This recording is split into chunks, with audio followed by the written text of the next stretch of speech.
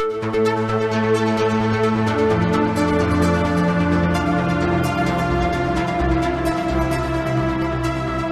and welcome to the Sensibly Speaking podcast. This is Chris Shelton, the critical thinker at large, coming at you for another hour of power here on YouTube, iTunes, Stitcher, Google, wherever good podcasts are sold. Hey, everybody. Welcome to the show. And as you can see, I am joined by my excellent friend, Jon Atack from across the pond. Hey, Jon. Hey, good to see you, Chris.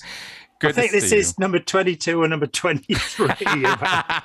We have done a lot. I mean, so you folks know, by the way, out there, I have a playlist on my channel, on my YouTube front page, of all the videos that Jon Atack and I have done together, and they are many. So saturate yourself. Yeah, so you guys can super saturate yourselves with the most amazing conversation ever if you check those podcasts and videos out. We've been doing this for years, and it has been quite a journey.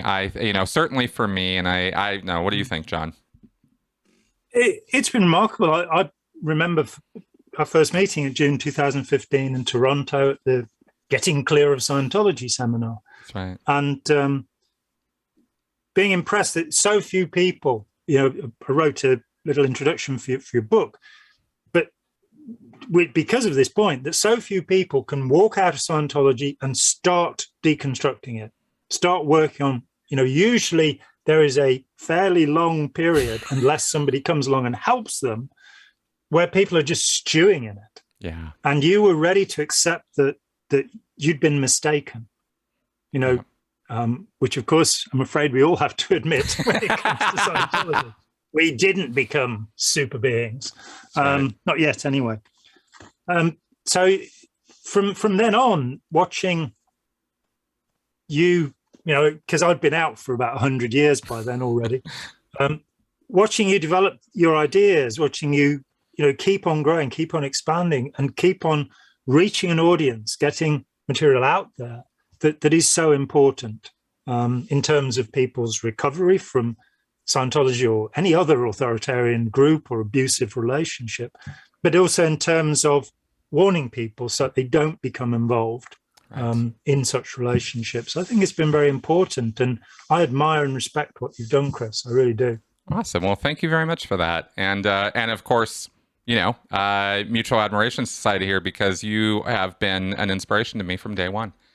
And of course, Piece of Blue Sky was, absolutely foundational in clarifying for me what that experience had actually been versus what I had been, deluding myself in the echo chamber of Scientology with. And it really is this little bubble world that we lived in, and I was all in on that, and it's been quite a journey. So our talks have been real milestones in many ways for me in the journey out here, and now I think we're I feel at a point now where cognitively, we're thought wise, belief wise, I feel like all the Scientology stuff's kind of gone. I mean, I don't you realize there's a point after years or however long it takes, where you get sick and the first thought is no longer who's the SP on my case, right?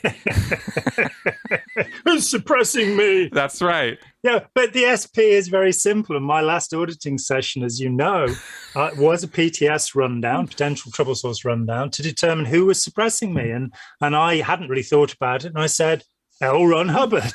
Ding, ding. The poor counselor kind of went, she really did blanch. I'd never seen that before. She went absolutely white. And, but it was true. It was, it was 9 years of being at effect, as Hubbard would say, of Hubbard's thinking, not being allowed to think anything that disagreed with him. That I was becoming self-determined by total compliance to the will of the Commodore. It is that thing. And so, I remember the first time I met Cyril Vosper, who was 14 years in Scientology, met Hubbard. He's one of the cases in Have You Lived Before This Life? That's why they took the names out. And he wrote a book called The Mindbenders, which sold 108,000 copies. And I met him 14 years later, in about 19, after he'd written this book. And he said, I still find myself crossing the road and going, oh, was that an overt? Right. Did I commit an overt? Did I commit a transgression of some kind? And I'm very happy to report that nearly 38 years now since I left, I haven't had anything like that for 37 years. You know, it just isn't there. And but I think it is also important to say, you know, I've recently been accused of saying that Scientologists don't get wins. And wins is, of course, a self-referential term in Scientology. But putting that aside, there, you know, it's up to the person who did it to decide whether it did them any good or not. My decision when I left was, this has taken my whole mind over. There is so much of this, 9 years of thinking in this way. I have to push it all out. Yep. I can't look at it from within itself anymore. And I will, you know, I'll look at each bit of it slowly and gradually, and I will accept those things that are good and true and useful, which I think is a very important stage to go through the doctrine. If you leave a group, decide which things you still believe. You don't have to reject everything. You don't have to accept everything. And that will move you towards self-determinism. But the strange thing is that, having, you know, rather too deeply researched Hubbard, Scientology, and the origins of Scientology, I realized that there's nothing in Scientology that doesn't come from somewhere else. Nothing. Right. It's all, you know, and I can trace, you know, particular things like sitting with your eyes closed in front of somebody with their eyes closed, beginners training routine 0, operating Satan training routine 0, is Aleister Crowley. It's that simple. Creative processing, which is the whole basis of the so-called doctorate course at Philadelphia. Sit down 6 weeks and you'll have a doctorate. It's a very cheap way of getting a doctorate. Sadly, it won't be recognized anywhere in the academic world. Oh dear. But right there, he's using creative processing all the way through. That's totally from Aleister Crowley, and on and on and on. But the other thing I realized was that when he co-opts some principle, he would alter it in some way. Yes. And I don't know if that's to do with his sense of this: to make something persist, you must enter a lie into it. You must alter its isness. Yes, that's what he said. So, and I realized this at the very beginning, because I didn't have any money for courses. The kind people at the Birmingham organization, and I was going out on the street and recruiting people for them, so they felt they ought to give me something back. They had me read the public relations series by Hubbard and the brand new marketing series. And the marketing series talks about positioning. Yep. And it refers you to the book by Rees and Trout called Positioning, the Battle for Your Mind. And so I went, oh, okay, he's referencing this book, and went and read it. And it didn't say what he said. Right. So that was within weeks of getting in Scientology. I'd found, and he later says you should go to the originator of an idea. So that's what I did. And the upshot is I've not re-included anything from Scientology in my life. That and I have on my own independent journey with some information from you and from others, I've come to the same conclusions. I have said many times to people, you know, that yeah, I had wins in Scientology. I had gains. Of course I did. Why do you think I would have done it for 27 years? But every single one of them, and I do mean every one of them, could have been attained through some other perfectly legitimate, non-authoritarian, non-cult kind of way, you know? And in fact, some of the most substantial gains I had in Scientology that have had more to do with my communication ability and skill is the study of grammar and the study of small common words and looking up words in dictionaries. You know, that's not some Scientology thing. They just take it to the, you know, ne plus ultra of ridiculousness. Dictionaries have been around since, you know, the 1400s. So, you know, we have a long tradition of dictionaries. We have a long tradition of grammar and learning grammar, and you know, and I didn't need Scientology to get these skills. You know? And the problem is that much of the model of Scientology is erroneous. Yeah. It's that simple. It doesn't work. It doesn't achieve, you know, talking with Karen de la Carriere a couple of months ago, and she was saying whenever she says to somebody, look, there are no operating thetans, there are no super beings, there are no clears who don't get colds and have perfect IQ and wonderful feelings about everything. There are no release grades. There is nobody in Scientology who can communicate freely with anyone on any subject. And that's right at the bottom. And if you fail to achieve any level, you can't achieve the levels above. So if you can't communicate freely to suppressive people, if you can't talk about your case out of session, if you can't have verbal technology where you explain Scientology, these are restrictions on your communication. And so it's a lie. That's right. So she said, so she'll tell people this stuff doesn't work. And they'll say, so you didn't have any wins? Right. And, yeah, we got high. We That's had right. very good indicators. We had some euphoria. And a lot of the things we realized were really useless. That, the tendency of most success stories in Scientology is, thank you, Ron, for sharing your wisdom, and it's not wise that the man lived a despicable life. He was a bad human being. He wrecked the people around him. Yep. And he extracted somewhere close to $1 billion out of Scientologists, while Sea Organization members were living with one set of clothes that they had to wash on a Saturday and dry quickly to put back on. I had a Sea Org member who was explaining to me that one of the things you can do with dirty socks is turn them inside out. And I'm going, I've got enough socks and a washing machine. I don't need to do that. Yeah. So these people living in slavery. That's right. So that he could, have power and authority over them. That's so right. Yeah, it's not wins, gains, whatever. Just by living life, I have wins. I have realizations. It's just the way it is, Exactly. Hey, I realized I should ask you this question. Somebody has asked this of me, and I realized I'm talking to someone who actually probably is going to know the answer. Oh God, I hope I do now. Yeah, right. Here we go. What's the capital of Peru?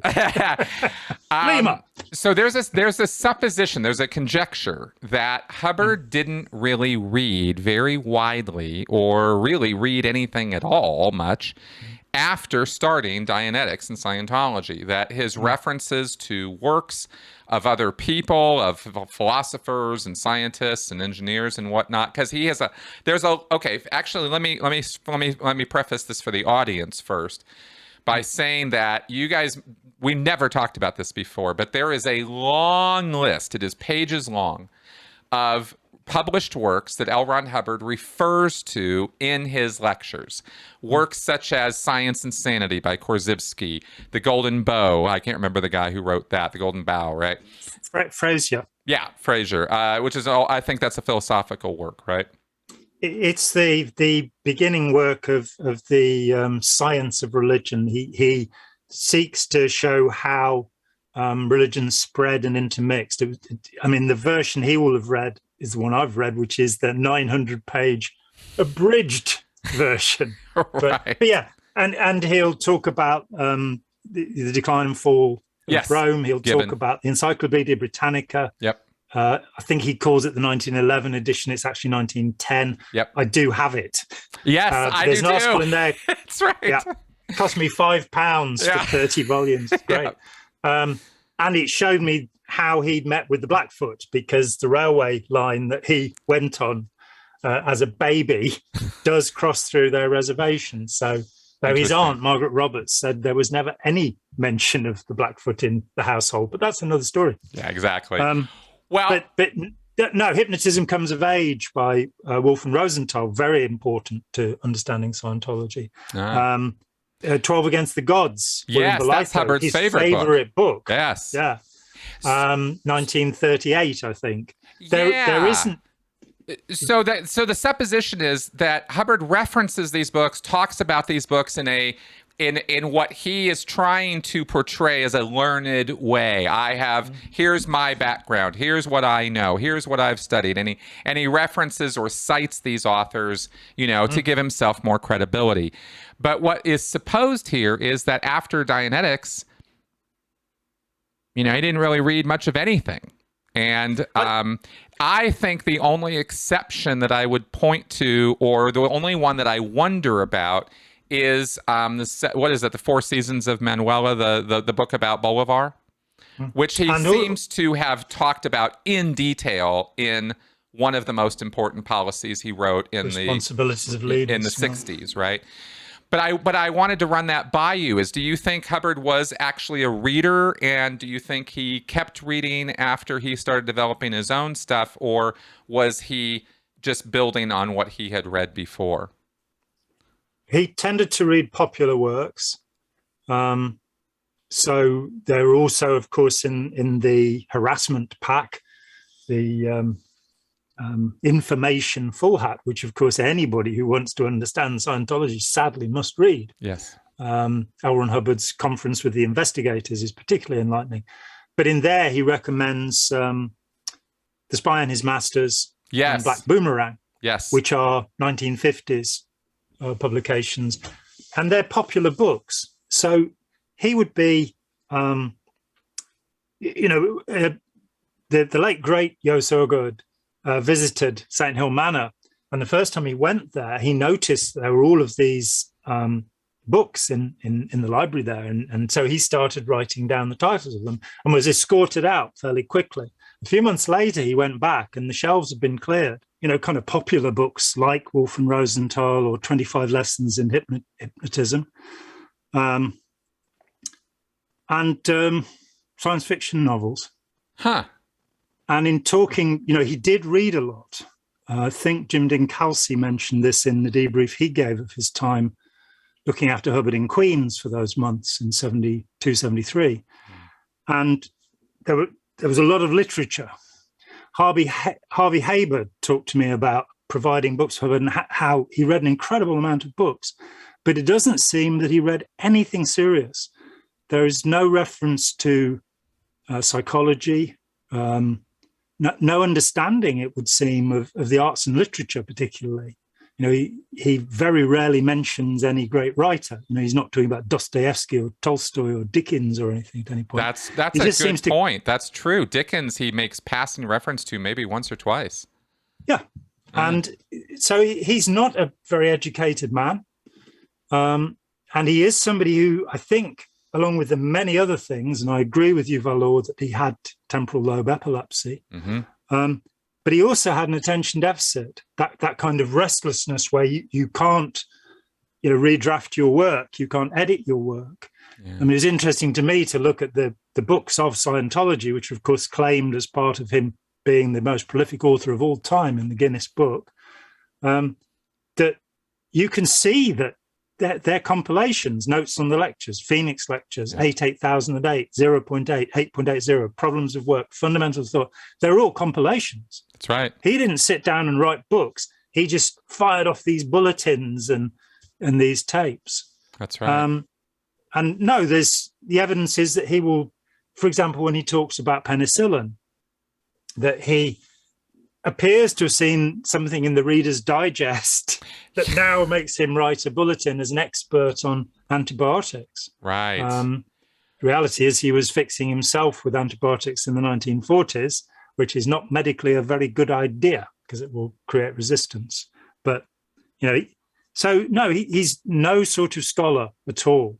Right. And I also noted that he himself admitted in I think one of his lectures, because he had noted a couple times, I think he dedicated one of his books to Korzybski, mentioned Science and Sanity. 2008. Yeah. And no, Science of Survival, I think. Yeah, that's right. And then admits, are you still with? Yeah, there we go. And then admits in a lecture that he never read Korzybski. Somebody explained it to him. Yeah, it was explained to him by A.E. Van Vogt, who, of course, abandoned his career as a great science fiction writer in 1950 and never wrote again. He spent his whole life practicing Dianetics. And it was explained to him by the second wife that he didn't have, right? According to the Shrinking World, right. Sarah, that she'd read Science and Sanity. I must say, I find it impossible, but... and Anaxagoras, of course. I'm not sure why Anaxagoras is on this list. Oh. But Lucretius, Roger Bacon, Francis Bacon. Yep. Thomas Paine, Thomas Jefferson, René Descartes, James Clerk Maxwell. Huh. Yeah, the bottom of the list after Will Durant is, sorry, this is Science of Survival. It's Count Alfred Korzybski, the founder of General Semantics, which was very important. Rational emotive therapy and cognitive therapy both have an origin in general semantics and the idea of separating the meaning of a word from the word as a thing itself. Right. The word is not the thing itself. Right. And of course, at the end of Science of Survival, we have the infinity valued logic, which was one of the things that attracted me and that I never saw practiced in Scientology. It's just the will of Ron, the single valued logic. But infinity valued logic is an idea that comes from general semantics. So, okay, there you go. And I know, or at least I believe I know, I surmised that Hubbard took the dual value, the two terminal universe concept from Buckminster Fuller. Yeah, I think that's possible, or even from Faraday. And it's a ridiculous reduction of what's happening in the world to say that there's just positive and negative. Right, that's right. Buddhist argument has 4 poles rather than 2. But you know, interesting. What can I say? He was just this overgrown schoolboy who wanted, as he said, to catch the clever ones and reel them in. That's what he told Charlie Nairn in 1968. I want to catch the clever ones and reel them in. And again, and I keep coming back to it, somebody, when I was writing articles for The Bunker, pointed out the Philadelphia doctorate course lecture where Hubbard talks about there are the pieces, they mustn't know the rules of the game. There are the players, they have to keep the rules hidden from the pieces. Then there's the game maker. He doesn't have to follow the rules. Right. And Miscavige is the player. And there's a great movie of the same name, of course, which has got nothing to do with this. And Hubbard was the game maker, and he certainly did not follow the rules. He didn't do any of the things that were forced upon us. He just made this elaborate game, this kind of solipsistic idea where we were just creatures of his imagination. I think we were just his body thetans, basically. I think you're not. I think you're right there. I really do. I found it interesting, even when I was in. I mean, so many things are sparking off now as we're sitting here talking about this, I knew they would. And I think I found it even interesting at the time, interesting in a negative way, that Hubbard wrote an issue where he talked about the traits of a genius. And you know where he got them from? An article in the National Enquirer. Always an excellent source. That's right. I've been quoted 4 times in the National Enquirer. It's absolutely true what you read in there. Exactly. And I just, the thing, even as a Sea Org member, as fanatical as I was, because the Sea Org are the fanatics, right? Even that was a point of questioning for me. That was a dissonance point for me. I was like, the National Enquirer? I couldn't really argue with the points. I thought, well, this is a decent article, but my God, what the hell is Ron reading the National Enquirer for? I was wondering. Can he afford Mad Magazine or something really credible? Exactly. Well, all right. Well, speaking of books, we have a book to talk about today that is maybe a little bit more closer to present time. And is only distantly related to the likes of L. Ron Hubbard. And that is a new book you have put out. Would you like to intro this, tell us what this is about? Yeah, the book is called Opening Our Minds, and it's I've been back carefully through the book Opening Minds, which we talked about before. Yep. Which was published in 2015, and I wanted to elaborate on some of the ideas in it, make it more complete. And it came about really with, the original book was to say, I've worked with about 600 people in their recovery, mainly from Scientology. Sometimes that's been, an hour. In one case, it's been 37 years and, periods in between. And it's an interesting thing to do, to be, anybody I meet that's had anything to do with Scientology, and you've had this experience, I'm on. It's how can we get further with this? How can we go further? With the objective not of bringing people to agree with my way of thinking, because, my way of thinking is pretty hopeless. I wouldn't recommend it to anybody. But bringing them to a point where they are, in as much as we can, thinking for themselves, no longer thinking inside anybody's box, anybody's idea envelope or idea of how they should think. And watching that, watching people grow mature, if I dare use that word, because that to me is the objective of human life, to grow up. And I'm pretty sure that most people never do. I'll sell this later on at $500 an hour, no doubt, at some point. The Jon's theory of the universe. But it seemed to me that recovery is a difficult and sticky thing. It often takes decades. Yeah. And it needn't. And I got to the point in the early 1990s where I could sit down with Scientologists and get them through the first 10 years of that in a day.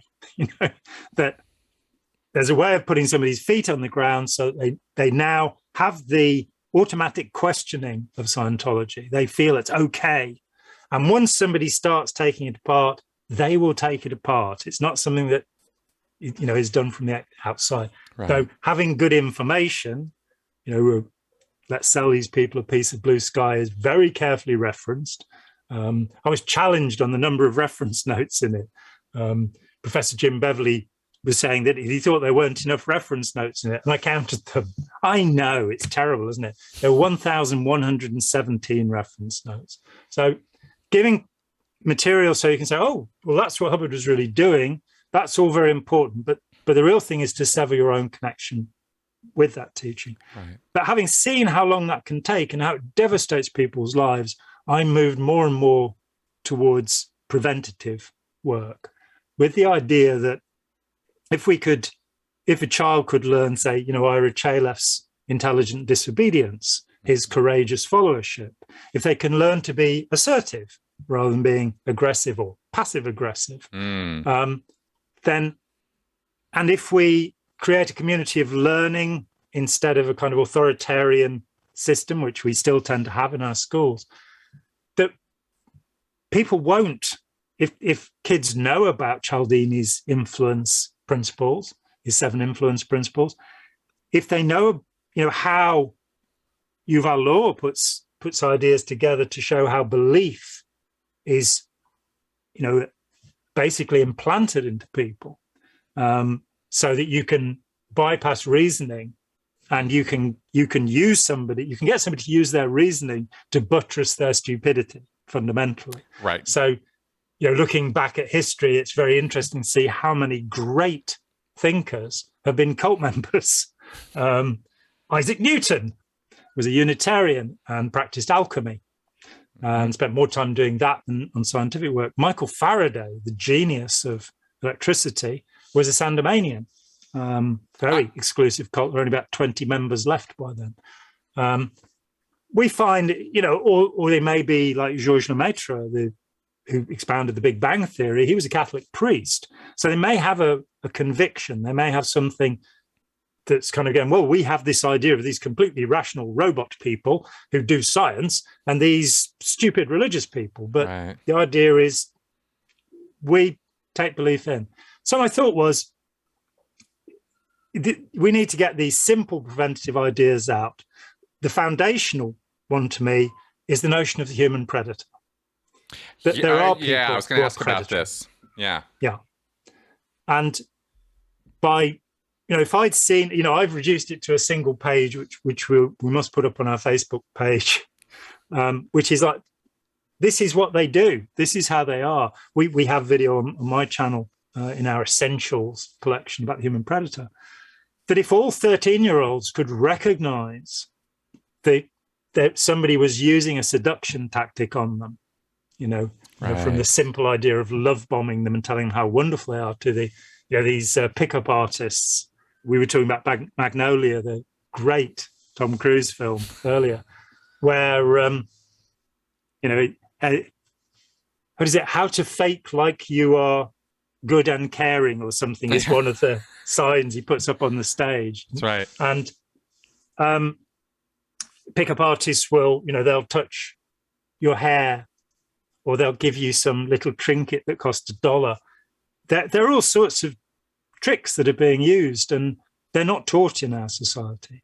And they're really easy. If I'd had that one-page description of a predator, the first paragraph of Dianetics, the Modern Science of Mental Health, I would have closed the book. I would have said, oh, come on, this guy is after my money. He's after my soul. So it's prevention, prevention is worth a ton of care. That's my hypothesis. That's a good thing. And I have actually been taking a page from your book, so to speak, in that I have started not utilizing as much the language of psychology and disorders, because it is so broadly misunderstood. And unfortunately, what we experience, and I've been watching this firsthand for years now, is we experience a watering down and a corruption of these terms. When you talk about narcissism, and we go back to Fromm, you've talked about this many times, and these various ways of categorizing people and mental disorders, that when it hits the layman level, when it hits the broad public discourse, it is consistently, routinely, almost chronically misunderstood, and the language becomes misutilized, right? Yes. But I think, and I think you've hit on something that I've glommed onto strongly, and that is using the word predator, because it avoids all the psychiatric stuff. It avoids because it is, narcissism is a deep topic. There's a lot to know about it. And it's been something that's been studied and argued about and debated within the psychology, psychiatric, and even sociological circles for decades, and there's a lot to talk about with that, and that kind of complication and nuance doesn't translate well into social and news discourse, where you've only got 5-10 minutes to get your points across. It's just the nature of our culture. It's how we are now. So Predator's a nice, non-psychiatric, non-diagnosing, word, and everybody kind of gets exactly what you're talking about as soon as you say it, Yeah. And I like that word, and I believe that there are human predators, and I think we can talk about human predators without having to pretend that we are diagnosing somebody, Yeah. And it's looking at what the consequence of their behavior, rather than, I think we should try and help such people, and I think there are ways of doing it. Yep. Though, of course, with the extreme predators, you have to lock them up to stop them from causing harm. That's right. But the thing is to recognize their behavior so that you're not lured in. And of course, the thing you've always got to get through with anybody is the invulnerability force field that everybody seems to think they project. I am invulnerable. I could never be taken in by advertising. I've never bought anything I didn't want. And you could a friend of mine a couple of years ago said, I would never be stupid enough to join a cult. I looked at him and said, how long have you been smoking cigarettes for? Right. Because that's doing your health a lot more damage.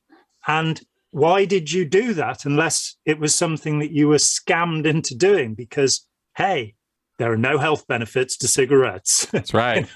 Surgeon General's warning. That's right. But we know we're not vulnerable, and we know other people are. And so getting to the point of humility where you say, hey, I'm a human being. Therefore, I'm vulnerable to these things too. If somebody comes along to me and says, wow, what fantastic hair you've got, John. That's really lovely. Who does that for you? Oh, and gosh, your eyes, they're limpid pools of delight. I'm probably going to say thank you very much. We've already got one.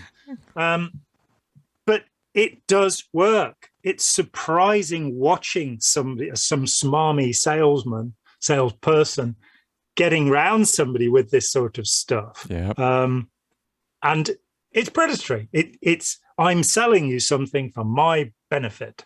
That's right. Whether I'm selling you my faith, whether I'm getting 10 or 15% commission from Scientology for selling you something, or whether I'm selling a second-hand car. I mean, Roger Nygaard's wonderful movie Suckers is well worth watching before going and buying any cars. We live in a predatory culture. We live in a culture that accepts narcissism as something to be aimed for. That's right. Without really understanding what narcissism is. We've talked about this before. It's the wrong word. Narcissists don't love themselves. They don't love anyone. They don't know how to love. And that's what makes this personality, the need for adulation, to make them feel real, to make them, which of course we found with Hubbard very often, that the amount of people I interviewed who told me about him sneaking off and crying in his bedroom because he felt unloved, and he'd sulk for 3 days. John McMaster talked about this. Barbara Cloden, who was his girlfriend in 1950, between his second and third wives. It was a part of his personality. It's the collapse of the narcissist. But as you say, we don't need to get into what type of predator we're dealing with. It's just, hey, this person's coming after you, and this is how they'll do it. These are the techniques they use.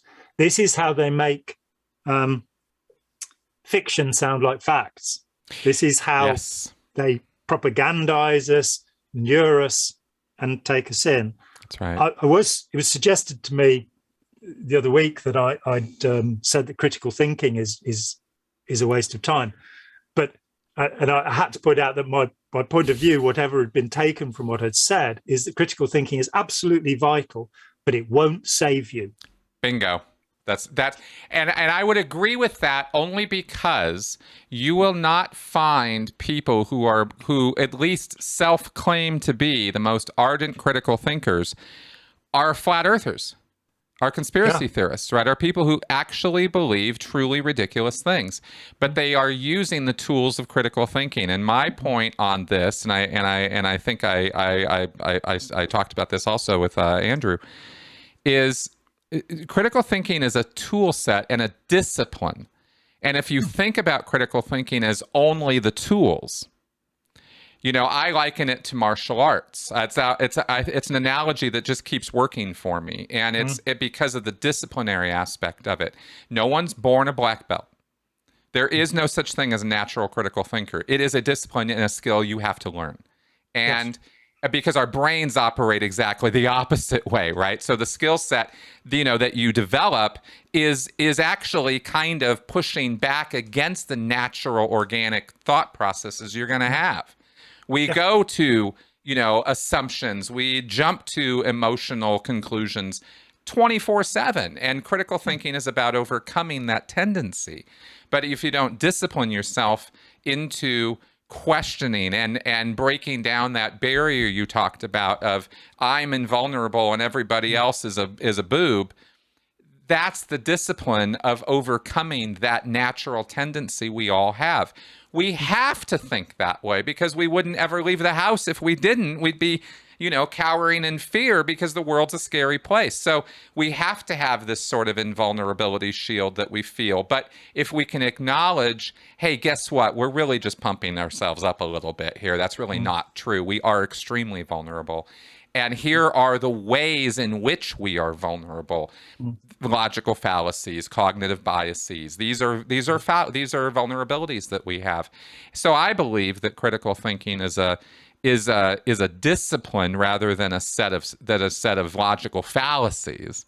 And I've seen it corrupted into it's the tools rather than it's the discipline. And I've made that mistake myself in my journey of learning about this stuff. And so that's my take on it. It's not in and of itself a thing that is going to guarantee anything, but I believe that, like martial arts, it sets you up to succeed in situations where most people would fail, and give people a good kicking intellectually when they need it. Well, exactly. And actually, even using that analogy, I'll strain it a little further by saying, what do you hear every single, what have I heard all my life?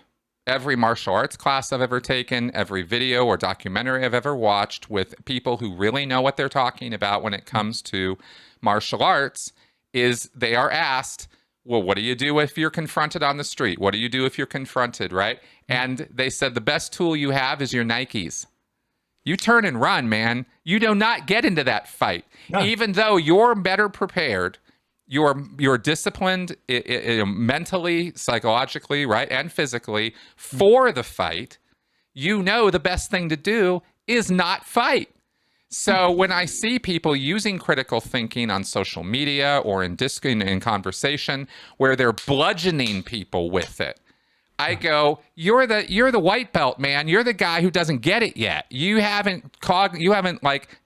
You haven't, gotten to the level. You haven't graduated was the word I was looking for, to understanding that this is a discipline. It's not just a set of tools. Any fool can pick up a sword and hack somebody with it. It takes discipline to know when and how and where it's actually appropriate. Yeah, absolutely. And absolutely, they're tools that are used within a discipline, and you have to understand what you're doing. Right. And you hit a very important nail on the head, which is that if we thought we were vulnerable, as you say, we wouldn't be able to go out of our door. We have to believe that our perception is good. Yet we know that the pet cat and the pet dog can hear much better than we can. Yep. We know that our visual perception, compared to an eagle, it's rubbish. Yep. There are great gaps in the wavelengths that we as humans perceive before we even then get into how we interpret those perceptions, which is something that was pretty much fixed by the time you're 5 or 6 years old. It's not an intellectual process. You, as somebody said, you wake up somewhere around 5 or 6 years old and you're in the river, you're swimming. Yep. You didn't develop anything to get there. So being able to, humility, being able to look at the way we approach the world and say, I could be wrong.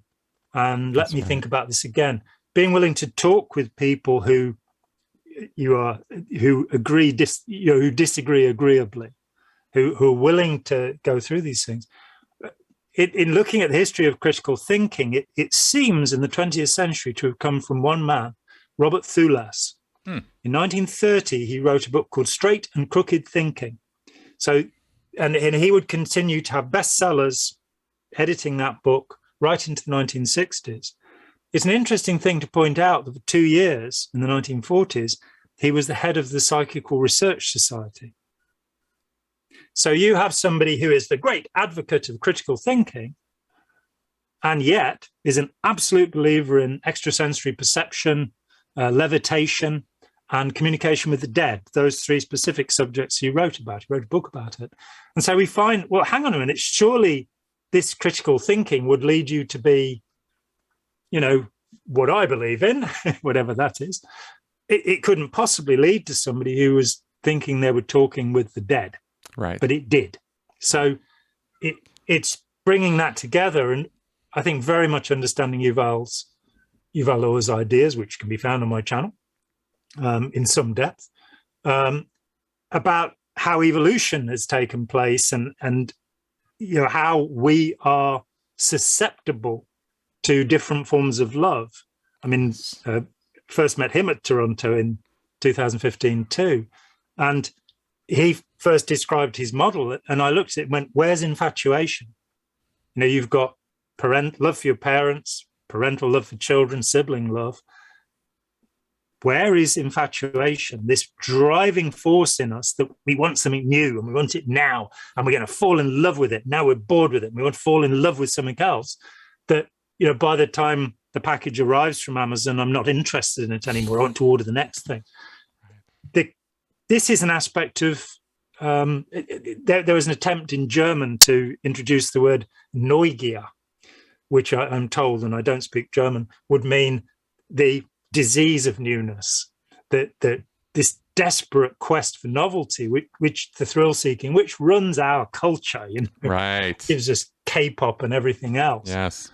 And that getting past that, understanding that in ourselves is so important. And as you say, there's critical thinking on the one hand, and there's common sense on the other. And common sense is usually wrong. we require empirical examination. That's right. And I think, see, for me, it's always been the struggle, and this has been years now in the making for me, of the struggle between, the emotional side and the rational side, right? And these are convenient frameworks. This isn't really how our brains operate, but people have been trying to apply these models of how we perceive the world as though that must be how the biology works, and it doesn't. It works completely differently. The networks and what the neurons are doing is it leaps and bounds more complicated than two terminal models and this kind of thing. So we're only just barely really starting to get a grip and get our wits around this. So I think it's safe to say that these even understanding that you're talking about a model of thinking when you talk about critical thinking, or you're talking about rationality versus emotion. These are not biological constructs that really exist. This is just the way we think about thinking. And even understanding that much is, again, vital to critical thinking if you're going to use it as a tool set rather than as some weapon to bludgeon somebody with, or try to use it to rationalize or confirm your emotional needs. These are different things, and it's absolutely vital that they be differentiated, or you get silly, stupid mistakes and assertions that I'm speaking with the dead because I'm applying critical thinking. This is just silly, and it's so silly that it's silly like really obvious kind of silly, and it's missing the forest for the trees kind of silly. So I take pains to differentiate this because I want people to understand that this discipline is necessary and it is important, because I think that it gives us a step up in our ability to think through problems and think through things logically. But to think it's a panacea for all problems, or that it's going to deal with emotional issues or mental health problems or societal ills is a little silly. Yeah, absolutely. I mean, I have a particular problem at the moment. I've 3 times written to New Scientist. I often had letters published there. I've been a subscriber for 30 years. Because I want to see what's happening in the world of science generally. And, it's very well written. It's very accessible. I can understand some of it. But they keep putting articles out about mindfulness. And I keep sending the same letter in, which actually refers to various professors who are meditators or mindfulness practitioners themselves, who are saying, hang on a minute. And it's fascinating that a science magazine, they haven't published anything critical of mindfulness in their letters pages. And that's already a little bit worrying. But when you see that, say, Willoughby Britton, who's assistant professor at Brown, she did a study of, she's a mindfulness meditator. She did a study of meditators' sleep. And she found that mindfulness people had worse sleep than the control group. They wake more frequently, they sleep more lightly. This is a bit worrying. So she put up a site, still a mindfulness meditator, saying, watch out for these things. It fascinates me to come into this region of science, new scientists, all of these science journalists. These aren't just regular journalists. They've got science degrees. And they don't want to talk about this. Now, my guess is, I suggested to The Big Questions, which is a BBC discussion program, that they do something on mindfulness, and they did. And when I'm invited to be on the show, and all of this, and when I said, are you going to say that the presenter, Nikki Campbell, is a mindfulness meditator, I was suddenly dropped from the program. And the program did not include any statement that the actual guy doing the interviews is himself, according to the producer, who's a friend of mine, a fervent mindfulness. So we get into this area where critical thinking is what seems to be being used, right, but it's actually a way of excluding this debate. Right. Where critical thinking should be, and I'm sure Robert Thulas would agree, encouraging debate. It's more kind of John Stuart Mill on Liberty, a book we that's exactly right. And those are the kind of red flags that to me are critical thinking, right? And it's like, well, wait a second, are we shutting down debate or are we encouraging debate? Now, obviously, there's a judgment factor here, but we don't need to go to those extremes about, okay, well, should we does that mean it's good critical thinking to debate Nazis? Well, okay, hang leprechauns. Yeah, let's not go to the ridiculous extremes to try to validate or invalidate this. Let's talk more about real life. Science is made up of people who are human. They're humans it's a practice of humans. And guess what humans love to do when they get together in groups?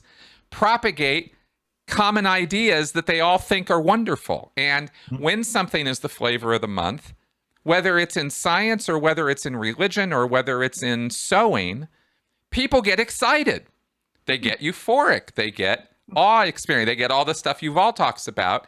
And then they kind of lose their damn minds for a while because they're so focused on this one thing, they kind of have a hard time being critical of it because they're still wrapped up in the newness and amazingness and what they see. Let's not paint everybody with an evil brush either, because what they see as and I'm not saying you're doing that, but people do. They sure as hell paint science with a black brush, and it's undeserved because the same black brush applies to religion and sewing and anything else. It's that we get excited about new ideas and their potential, and while we're exploring their potential, critical things come up. Valid criticisms start arising, and the propagators, the disseminators, the people who really believe in the idea, their emotions take over. But this is the good thing. This is the new thing. This is the thing I'm investing my emotional, needs into. Whoever gave anybody the idea, wherever this really stupid ass idea came from that scientists aren't human first, we really got to kill that idea because it's really, really bad because it gives people the impression that scientists are exactly as you describe, these robot automaton, objective thinkers. They're no more objective thinkers than anybody else. And not until they get specialized training. And even then, emotions are going to rule the day. So we always have to filter everything that we see coming out of science the same way we have to filter coming out of anything else.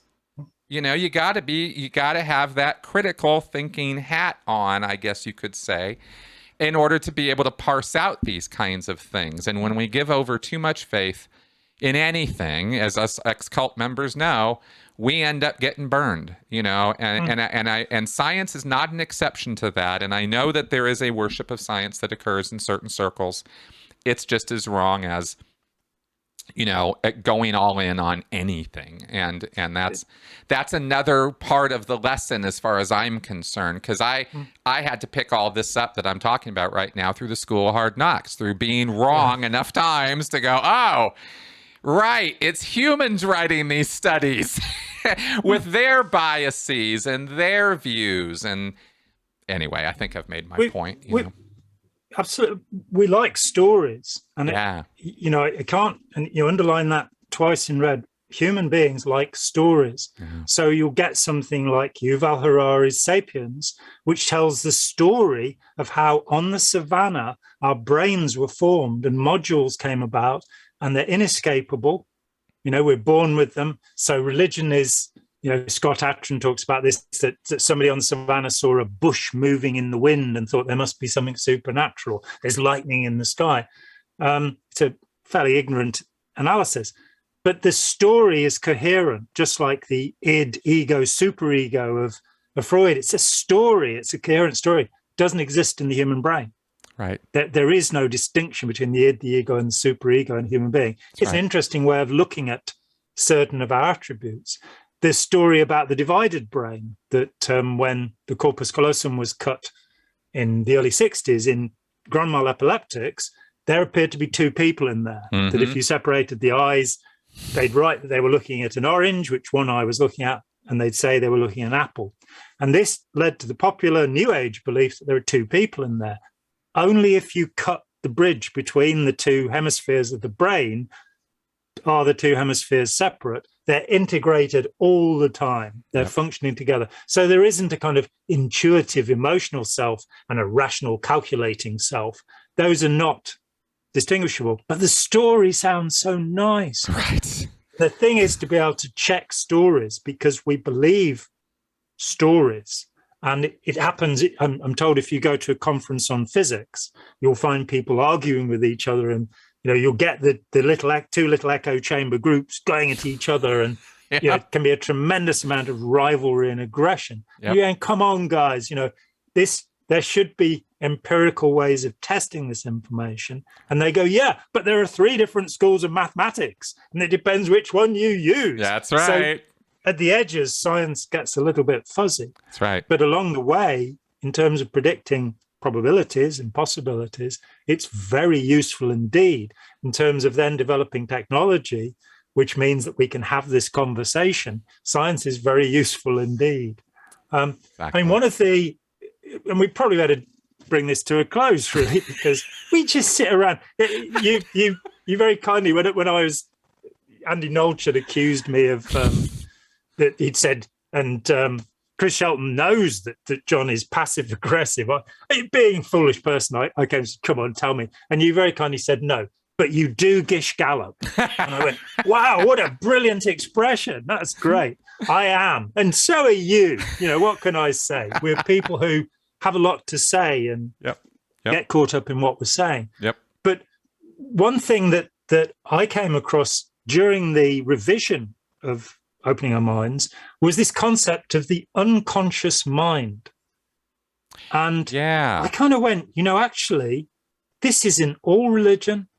It's in almost all psychological, this idea that there is inside you this thing, this invisible beast that you don't know about, that has agency. It could be a demon, it could be a Gadon, it could be a Dybbuk, it could be a body thetan, or it could be the unconscious mind. And I kind of went, there's no such thing. There are unconscious processes, but there's no agent directing them. Correct. So there's no enemy within, which is the primary way of recruiting somebody into an abusive relationship, an authoritarian relationship. Say, you don't know what's going on inside you. I can help you out with that. Just sign the check. That's right. So, I mean, hopefully, when the original of the book came out, somebody who had been a Ron Hubbard aide and had gone off and studied psychology and all of this, wrote to me and said he'd read the book and he'd finally understood what happened to him in Scientology. He was in the Sea Org, he was on the ship and all of this. And I was amazed that this very knowledgeable person who studied much of the material that I've studied over the years was kind of going, oh, you've pieced this together. Because, of course, I use Scientology to exemplify many points of authoritarianism. It really is Hubbard said it could be called the religion of religions. Well, it could be called the cult of cults. It's a quite remarkable construction, quite different. It's fascinating now that about half of our audiences, even when we're talking about Scientology, are never-ins. They're people who've never been near Scientology. They're just going, wow, this is so fascinating. That's right. Editing endlessly that. So anyway, the thing is, I've only got a proof copy in front of me here, but it is now available. Excellent. And it's got a nice key on the cover. That is nice. Which is, I better not tell people this is actually my house key because they'll make copies of it. No, not really. And it we'll come back and talk about some more of these elements. I'm sure in the future, but I think have I actually come to the end of a statement here? Am I actually saying that we can wrap up? There is case gain all around, John. Yes. Would you like to write a success story? Yeah, exactly. Would you like others to have similar gains to yours? Yeah, exactly. I think my needles floated away. Yeah, exactly. That's right. I feel so released. I think we are going to get together very soon. I think in a couple of weeks we're gonna do this again because I want to actually drill down on predators more and what you have to say about that and the relationship between some of the study that you've done, from and otherwise. because I'd like to talk more about that and the characteristics of it and how we can talk more freely about that. And I want to popularize that because I want people to, I would like people to start using those terms more so than these faux, sort of pretense of using psychiatric terms that aren't applicable most of the time that they're being used. And when they're applicable, they should be used, but because it's so watered down, the applicable times, it's really, I'm not saying anything different than the way we talk about Nazis. I mean, everybody's a goddamn Nazi these days, when the fact of the matter is that, as far as I'm concerned, Hitler and the real Nazis, like the hardcore guys back in the day, I think they would laugh at most of the neo-Nazis that exist in the world today. I think they would think they're a bunch of cretin idiots. I think they'd actually exterminate quite a lot of them because they wouldn't believe them to be Aryan in their origins. That's right. They're Slavs or slaves, according to the Nazi ideology. So, that's another conversation, because the last few months I've actually been studying Nazism and particularly the occult aspects of it, the real ones, not the Spear of Leviathan, Morning of Magicians nonsense, but the beliefs that they actually have, which have now, of course, the nonsense beliefs have now been incorporated. So neo-Nazis now believe just the most incredible raft of nonsense. But Nazis were people who believed that Adolf Hitler was the living embodiment of the Aryan people. He's dead. There can be no more Nazis, unless, of course, the National Enquirer is right and he's living on the moon with Elvis. Right. Which is always possible. That's exactly right. With Q. And the many faces of Q. That's right. But you've seen this thing, the linguistic analysis shows that many people are writing these things, which is so unfair. None of them with Q clearance. I'm hastening to say. I know exactly. What are you going to do?